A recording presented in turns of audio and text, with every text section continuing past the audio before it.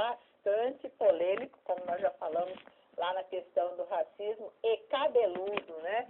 É um assunto que você vai ter que ter um jogo de cintura bastante ágil e principalmente um embasamento teórico muito conciso.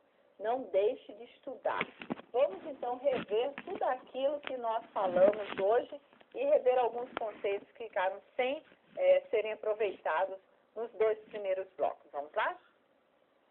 Finalizando, então, as questões do gênero, sexualidade e diversidade na escola.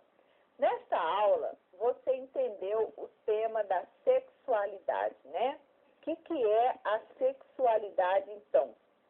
Você viu que a sexualidade, esse tipo de tema, gera aquilo que nós chamamos de tabu, né? Um tabu é aquilo que não deve ser discutido, é um mito, né? O mito da sala de aula que coloca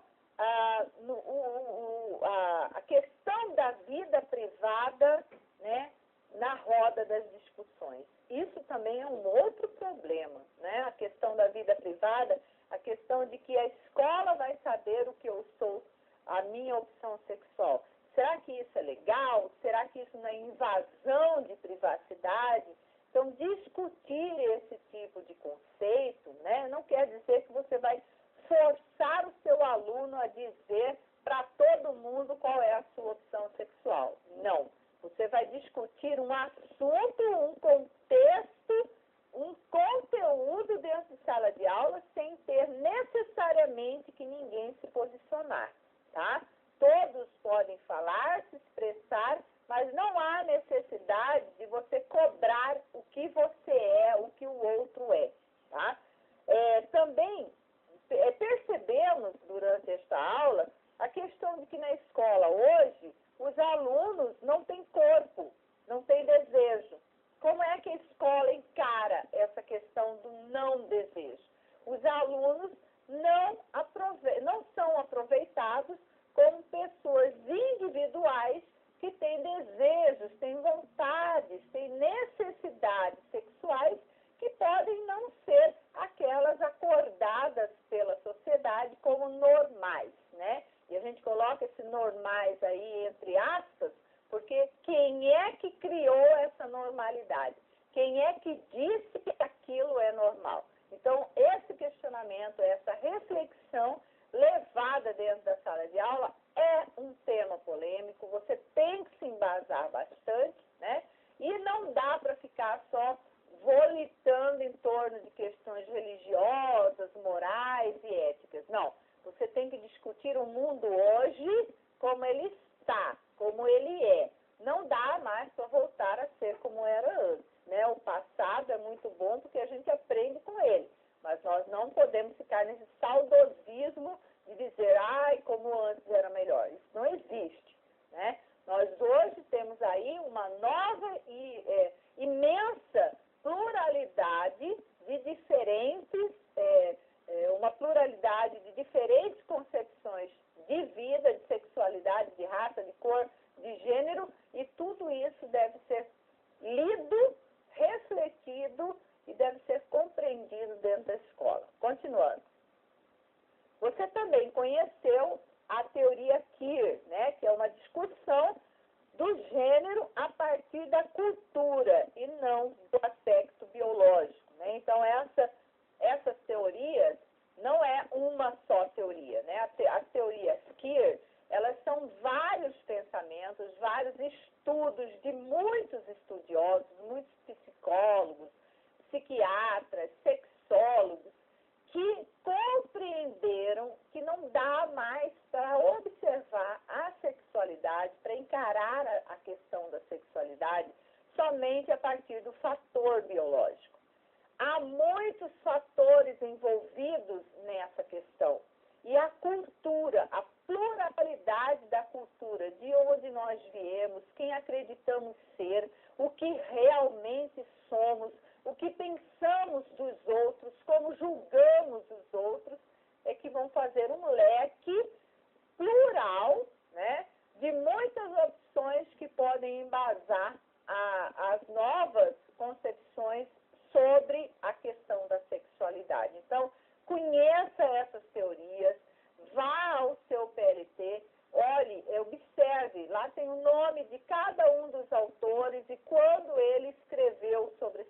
sexualidade. Todos eles afirmam que não dá mais para ser somente biológico, tem que ser cultural o estudo. Vá em cada um desses estudos e perceba de onde ele tirou essa ideia, o que ele falou que embasou essa teoria que está sendo muito utilizada hoje em dia, para que você possa conversar com seus alunos conhecendo o assunto, não ficando só no sentido do senso comum, eu acredito nisso, ou então eu fui ensinada assim. Isso não existe mais. Continuando. Nesta aula, você também identificou a importância de se discutir amplamente o conceito da sexualidade em sala de aula. Por que que é importante? Porque você viu que nós fomos educados para pensar a sexualidade fora da escola, num processo de esquecimento, assim como se deu com a raça, com a cor, com a religião, né?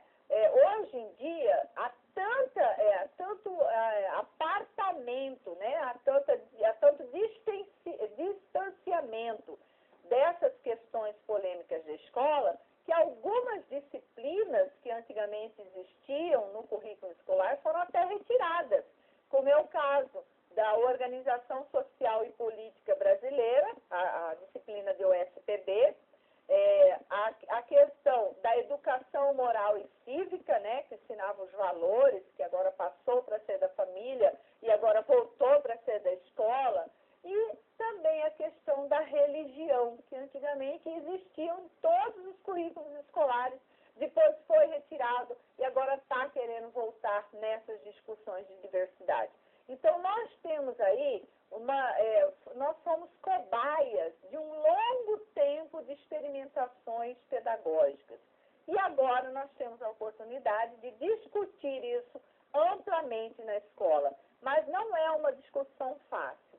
E por não ser uma discussão fácil, e por você saber que ela não é fácil, é conflituosa, é complicada, você tem que procurar embasamento teórico. Vá a fundo nas suas pesquisas, observe, leia, assista depoimentos para que você possa, você mesmo, se conscientizar daquilo que acredita, tá bom? Continuando. Nesta aula também, você verificou quais os problemas enfrentados para a discussão do tema sexualidade no âmbito da educação. Então, que tipo de problema aparece quando você tenta falar sobre isso na escola, né? Primeiro, a questão do mito, né? Isso não se discute. Isso aí a professora até já né? já procura temas, né, de conteúdos mais fáceis, né, não tão polêmicos. Também a inserção da vida privada, né? A questão de discutir a vida privada. Isso é certo? Será que é bom a gente entrar nesse tipo de discussão? Não vai vexar algum aluno? Então, se a gente fica com aquele medo de discutir os mitos, porque vai coibir, vai vexar de algum modo alguém, é porque você não sabe como discutir, tá? Porque há maneiras de discutir, de debater, sem você vexar ninguém. É só você ir ao embasamento teórico. Também outra coisa é a questão da ignorância e do desconhecimento. É isso que faz com que isso seja um problema em sala de aula. Você, quando ignora, quando desconhece algum tema, algum conteúdo, é muito difícil você ter capacidade e querer discutir sobre ele. Geralmente, você varre o problema para debaixo do tapete. Geralmente, você passa, né, batido, acelera a aula, a fim de que esse tipo de discussão possa passar bem rapidamente, que os alunos nem percebam que isso está acontecendo. Outra coisa muito importante, outro problema bastante significante que acontece dentro da sala de aula é a questão dos pensamentos cristalizados. Para discutir esse tipo de tema, você precisa conhecer bastante sobre ele e perceber, refletir você tem sobre o tema não são arcaicos, não são antigos, né? Não vêm de épocas bastante diferentes da época de hoje. Será que esses pensamentos que eu tenho sobre sexualidade estão ainda valendo para julgar algumas situações atuais? Será que não está na hora de eu rever os meus conceitos, de eu acreditar em outras coisas? Porque só quando você acredita muito numa coisa é que você consegue parceria para fazer com que os outros acreditem também. Se você não acreditar, não tem como os outros acreditarem. Continuando. Nessa aula também você aprendeu algumas formas de debater sobre a sexualidade em sala de aula, né? Então você viu lá a utilização, né, de um parceiro muito bom que é a mídia, né? Um parceiro bastante importante. Você vai trabalhar com a TV, com os documentários da TV, os jornais, musical, biografias. Esse tipo de recurso já traduz a realidade que você, como professor, pode e deve levar para dentro da escola. A mídia já faz esse papel. A mídia já dá oportunidade para que todos possam se expressar.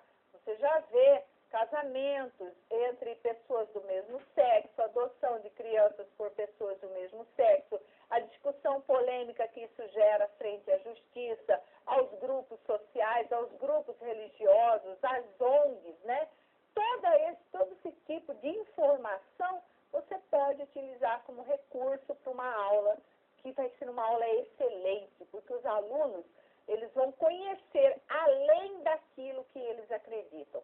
Vão conhecer na palavra do outro outras formas de pensamento. Nos discursos diferenciados, uma forma de reflexão. Então, proporcionar esses momentos de reflexão para os alunos é muito importante e você pode fazer isso como professor. Continuando. Nesta aula também você refletiu sobre qual é o seu papel ao tratar do tema da sexualidade hoje em dia, né? Hoje em dia, a escola é um lugar em que você pode inventar e reinventar o seu discurso.